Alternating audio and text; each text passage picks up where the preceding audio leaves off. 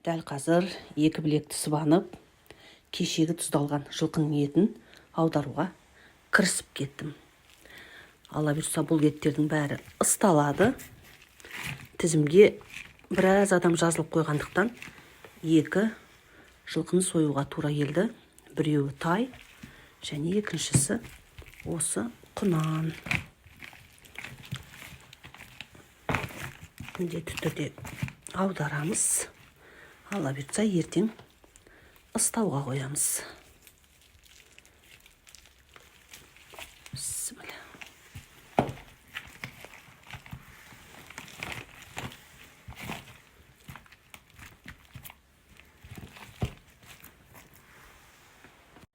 Алдағы келе жатқан Наурыз мейрамының қадірлі асы, Наурыз көжені ысталған етпен дайындап көргіңіз келсе, осы партиядан қалып қоймаңыз.